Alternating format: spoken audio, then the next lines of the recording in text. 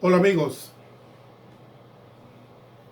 bueno, en esta oportunidad y dadas las circunstancias que está atravesando nuestra patria Nicaragua, quiero tomarme el tiempo para explicarles a mi manera de ver, desde la perspectiva mía y sobre todo para mis amistades que no necesariamente son nicaragüenses, pero que de alguna manera u otra les interesa lo que está sucediendo en nuestra patria Nicaragua.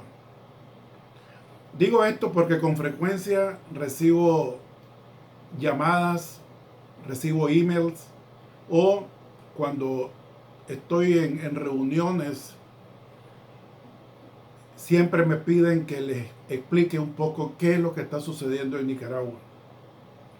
Y lo digo también no solamente por mis amistades del extranjero, sino también por los mismos nicaragüenses que viven acá en el exterior y que por una u otra razón no están tan familiarizados con lo que está sucediendo en Nicaragua porque no tienen el tiempo, porque no han tenido la conciencia o porque sencillamente están faltos de información.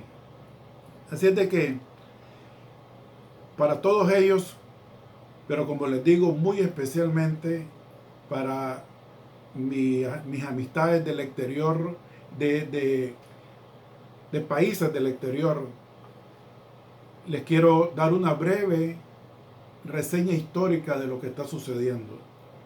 Y me voy a remontar un poco allá de la historia contemporánea, hablando desde la dinastía de los Somoza.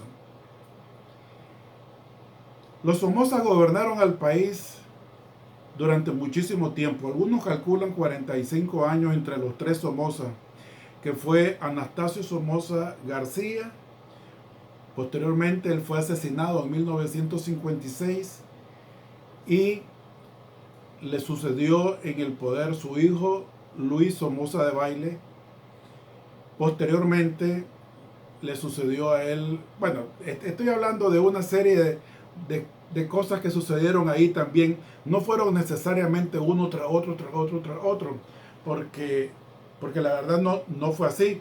Como en todos los regímenes dictatoriales, existen ciertas triquiñuelas que se hacen para llegar al poder, para hacerse del poder y no soltarlo. Porque podemos decir, por ejemplo, que Anastasio Somoza de Baile asumió el poder en 1900. Anastasio Somoza García asumió el poder en 1950 y fue asesinado en 1956. Él asumió el poder en vista de un golpe de Estado que realizó. En ese momento, en 1956, es asesinado por este poeta López Pérez y le sucede su hijo Luis Somoza de Baile, de 1956 a 1963. En 1963 hay unas elecciones y asume la presidencia el doctor René Chic Gutiérrez y fallece mientras está su mandato. Él fallece en 1966 y asume el poder el doctor Lorenzo Guerrero, de 1966 a 1967. Posteriormente hay unas elecciones y asume el poder Anastasio Somoza de Baile en 1967 hasta 1972. Por supuesto que en todo esto la oposición y todo esto pues están manifestándose que hay elecciones corruptas, que hay todos los problemas pues que enfrentan los países cuando tienen regímenes así dictatoriales. Así es de que en 1972, y luego de fuertes protestas, Somoza Debayle hace, como siempre, hace unos cambios en la constitución para poderse elegir y nombran un triunviro de 1972 a 1974, en el cual lo integran Roberto Martínez, Alfonso Lobo y Fernando Agüero Rocha. Eso fue lo que se llamó en aquel entonces el Cupiacumi.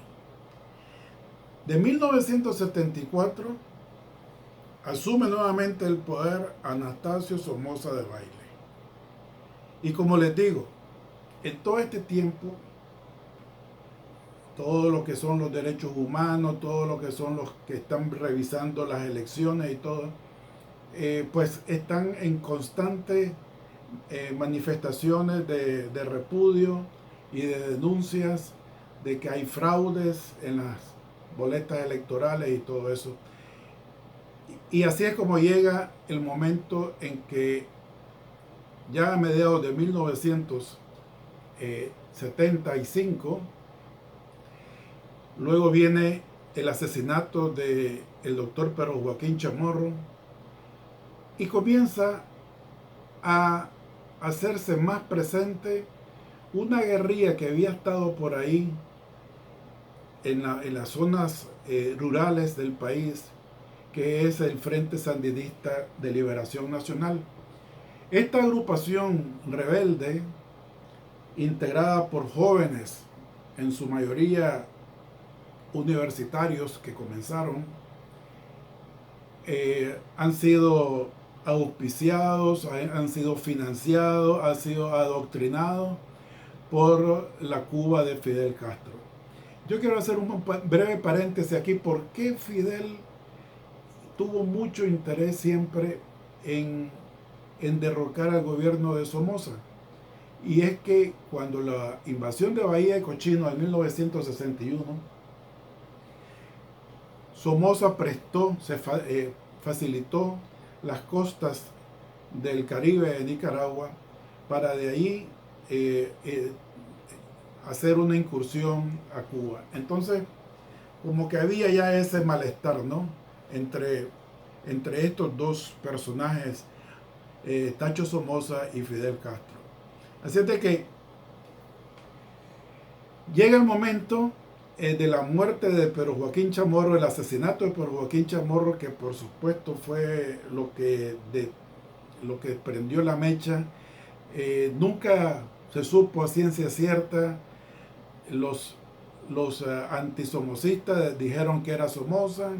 Somoza decía que no, que por supuesto que no era él, a él no le convenía eso, y más bien acusaba que eran los sandinistas que habían planeado todo esto para llegar a hacer lo que llegó a hacer, una insurrección popular. Porque si bien es cierto que a Somoza se le tachó todo el tiempo de ser un dictador, de ser un déspota, de ser todo esto, un criminal o whatever, también es de reconocer que en esa época a Nicaragua se le consideraba como el granero de Centroamérica. En ese tiempo a Nicaragua se le consideraba como uno de los países más estables económicamente. Yo recuerdo que incluso ir a Costa Rica, los ticos se alegraban cuando llegaban los nicaragüenses porque éramos los que llevábamos con el dinero, pues, a Costa Rica, y éramos siempre bienvenidos en Costa Rica y todo eso, pues.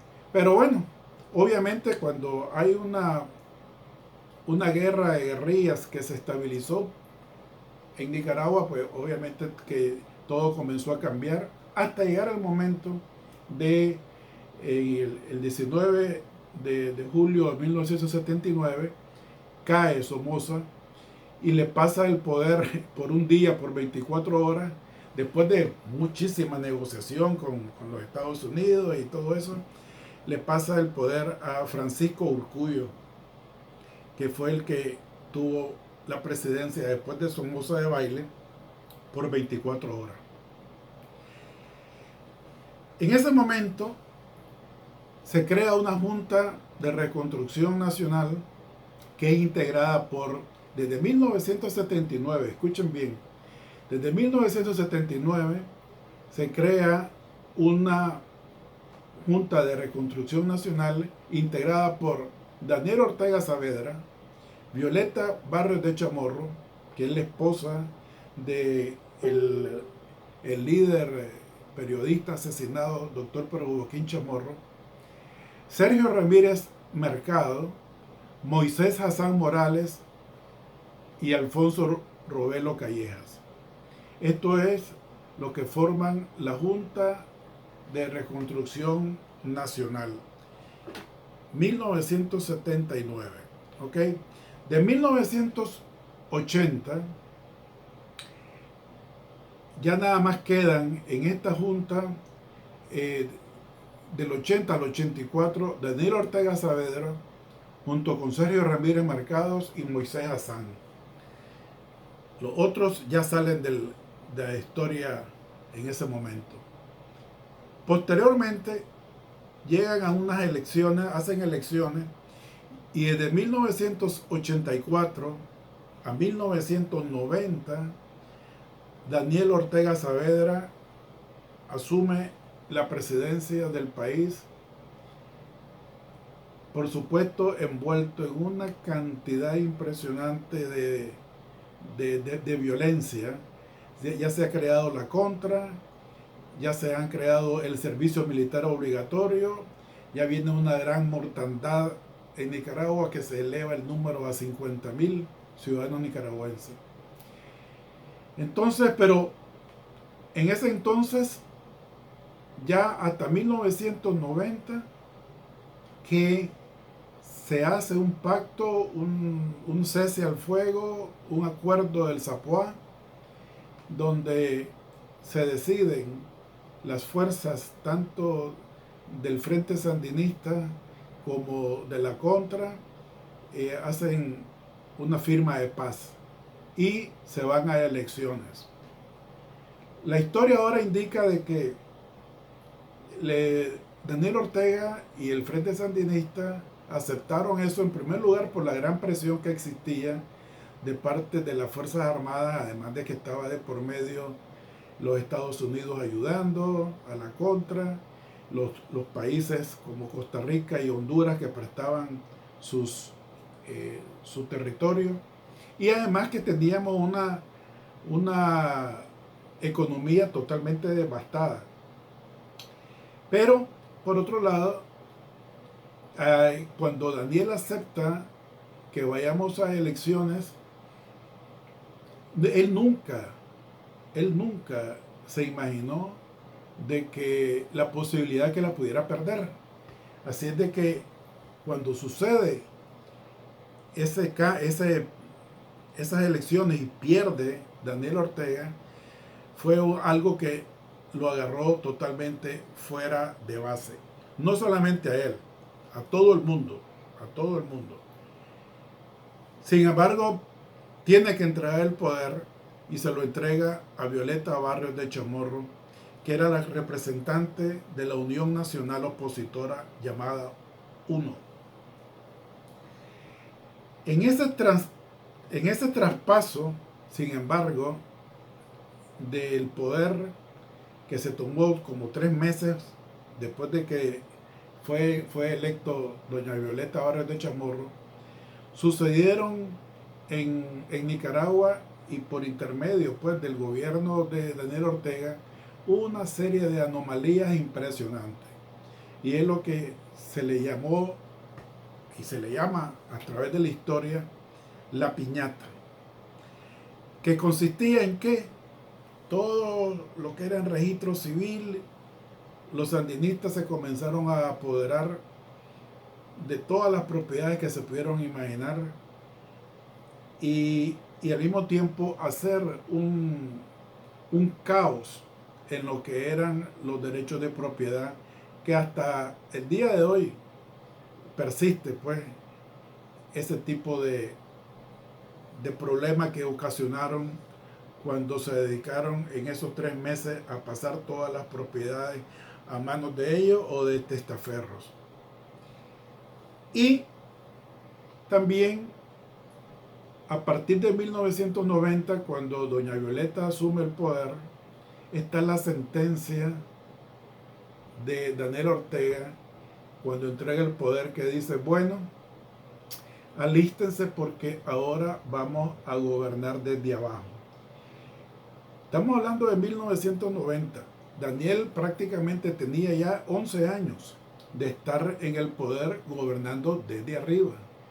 Y ahora con esa sentencia dice, vamos a gobernar desde abajo. ¿Y qué significó eso? Eso significó una permanente acoso al gobierno. Y llámense azonadas, llámense turbas, llámense huelgas, y lo que conllevaba todo eso, ¿verdad? Incendios de alcaldías, tranques, barricadas, incendio de vehículos, de buses, los universitarios en paros totales, y bueno, una desestabilidad económica tremenda. Así fue como pasó el periodo del gobierno, entre comillas, de Violeta Barrios de Chamorro, teniendo a los sandinistas gobernando desde abajo. En 1997, en nuevas elecciones, gana el doctor Arnoldo Alemán Lacayo por parte del Partido Liberal Constitucionalista. En este momento siguen los sandinistas gobernando desde abajo, y Arnoldo Lacayo hace un pacto con Daniel para que por lo menos lo dejen un poco en paz, y comienzan a dividirse ciertos poderes.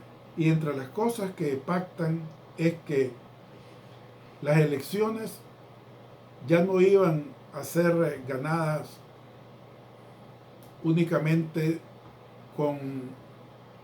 o sea, en ese momento la Constitución decía que para ganar un partido político en la presidencia tenían que ser arriba no podía ganar por debajo del 45% de las votaciones.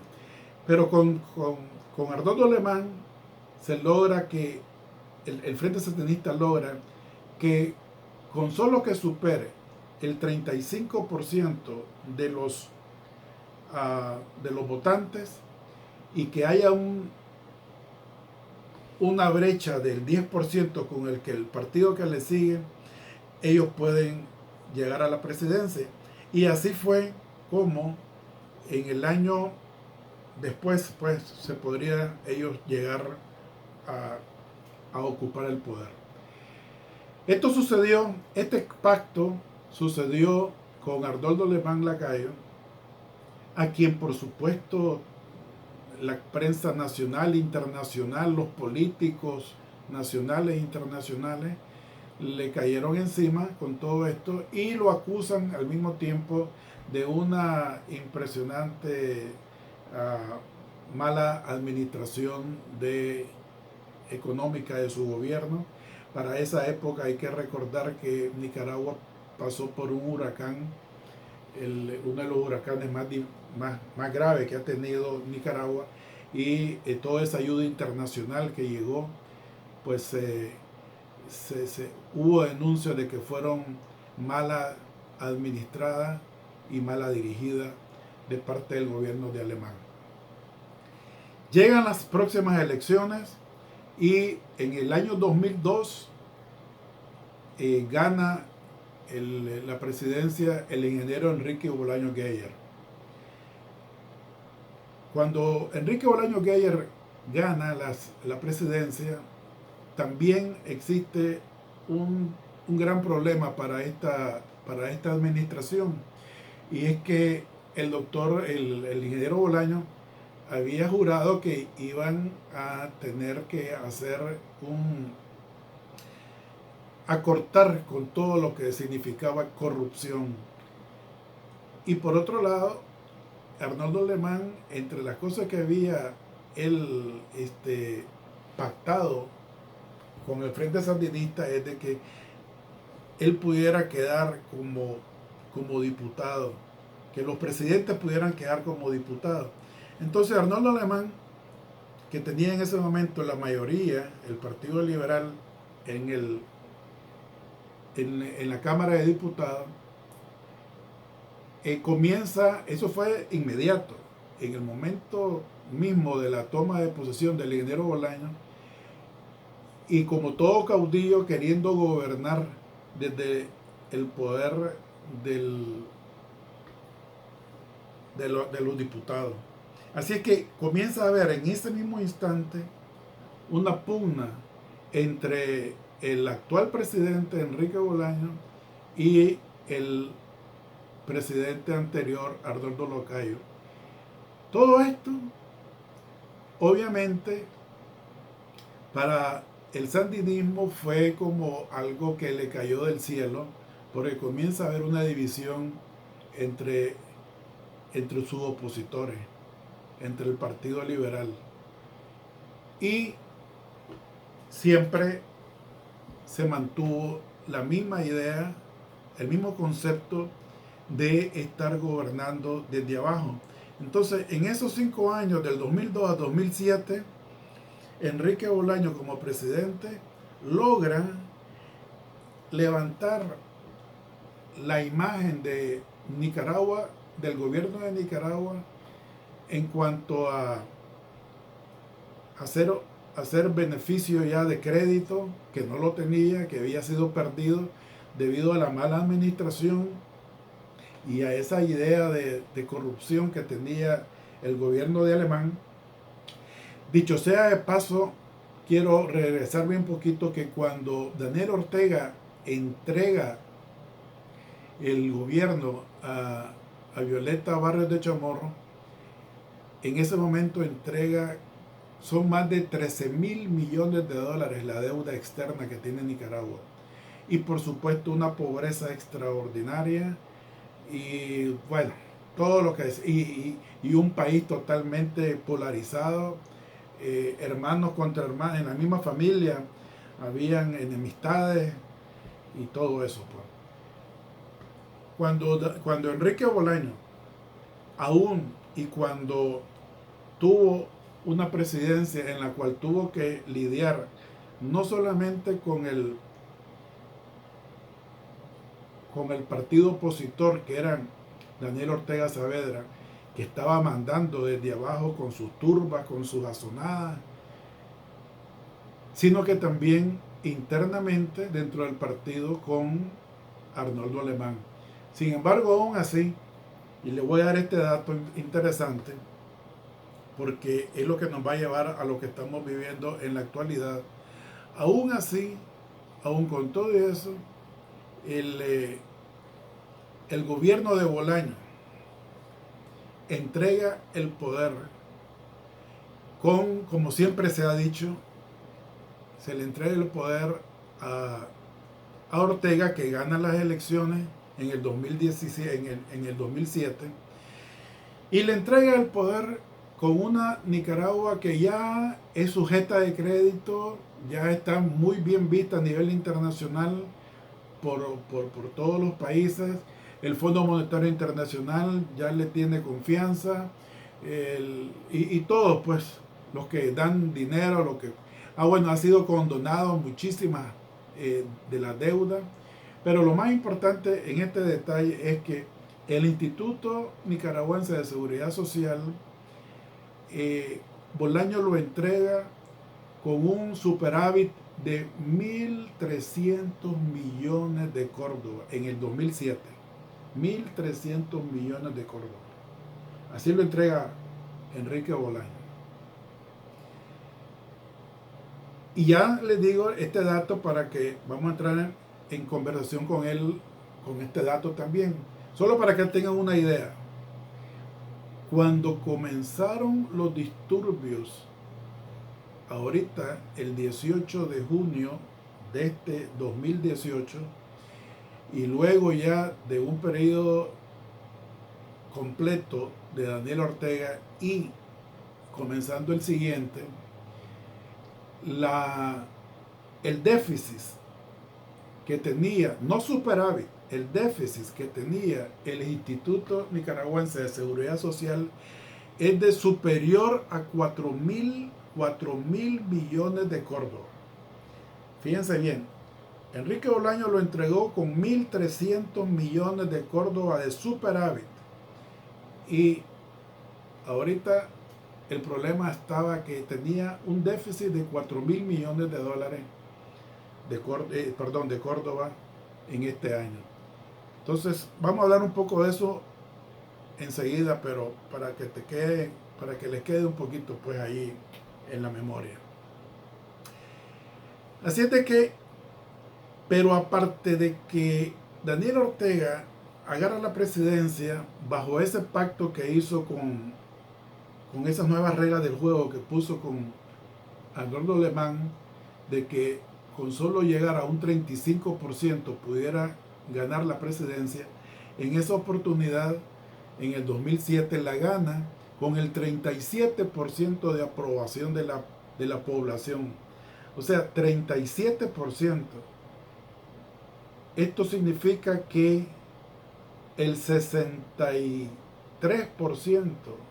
de la población no estaba a favor del Frente Sandinista. Pero bueno, eran las nuevas reglas que tenían y así se quedan. Sin embargo, y esto sí lo doy fe como una prueba de testigo, yo estaba en Nicaragua cuando el pase de poder de Enrique Bolaños a Daniel Ortega, y nunca me voy a olvidar que la mañana siguiente de que Daniel Ortega recibe ya el poder, en una manifestación que hubo, nunca me voy a olvidar que Hugo Chávez estaba diciendo en su discurso de que el pueblo de Nicaragua y los sandinistas no debían de volver a permitir que el sandinismo perdiera el poder, y comenzó a decir de que tenían que hacer algo para que Daniel Ortega volviera a reelegirse. Esto lo decía porque en la constitución política de Nicaragua habían unos artículos ahí que prohibían, precisamente eran parte de los acuerdos del Zapuán, que habían unos acuerdos ahí que ningún presidente podía volver a competir para un nuevo periodo que fuera continuo. O sea, si yo soy presidente, no puedo correr para la siguiente elección, pero sí podía correr a un periodo siguiente. Pero cuando este señor Hugo Chávez está diciendo, él lo que está tratando de decir es de que Daniel debería de correr para otro periodo inmediatamente. Sin embargo, incluso existía otra ley ahí que, aparte de que no podía un presidente correr para la presidencia como candidato en un periodo continuo, también existía otro candado, y es de que ningún presidente que ya hubiera sido presidente, valga la redundancia, en 2 periodos, no importa que haya sido uno en esta ocasión y otro 2 periodos, 3 periodos después, cualquier ciudadano que ya fue presidente en 2 oportunidades ya no podía tener nunca más la oportunidad de ser candidato a la presidencia. ¿Ok? Si era lo que estaba en la Constitución en ese momento, pero en el año 2009 hacen un brujul ahí y resulta que salen que sí se puede hacer la reelección de Daniel Ortega para el siguiente periodo. Y así fue como Daniel Ortega llega a ser presidente en el 2012. Y después, ya estando como presidente en el 2012, ya se decreta como un decreto de ley y todo eso, de que cualquier persona puede ser reelegido presidente hasta que el cuerpo le aguante. Y entonces de esa manera es que Daniel Ortega también es electo presidente en el año 2017 con una cantidad de abstención de más del 60%. Así que ya se pueden ustedes imaginar. Les cuento todo esto, como les repito, básicamente para mis amigos del extranjero que me preguntan con frecuencia qué es lo que pasó en Nicaragua o qué es lo que está pasando en Nicaragua, y para el nicaragüense aquel también que no estaba tan enterado de todas estas cosas. Así es que indudablemente que todo esto a Nicaragua y al nicaragüense y al ciudadano, aunque lo veía mal y aunque lo veía que, o sea, que se venían produciendo los mismos, la misma corrupción que en la época de los Somoza, pero la gente decía, bueno, ni modo, estamos bien, después de todo hay dinero, hay plata, se miran muchas cosas bonitas, se pintan aquí, hay unos árboles de lata que alegran la vista, se pintaron los parques y todo eso. Entonces la gente decía, mal que bien, vamos bien. Sin embargo, la gente que sabía de que, por ejemplo, gran parte del bienestar económico que estaba teniendo Nicaragua se debía en parte porque tenían el apoyo incondicional de la bonanza que existía en ese momento de Venezuela y su gran amigo Hugo Chávez. Se calcula que en estos 10 años más de 4.500 millones de dólares fue la contribución de Venezuela. Ustedes se imaginan, 4.500 millones de dólares. Obviamente que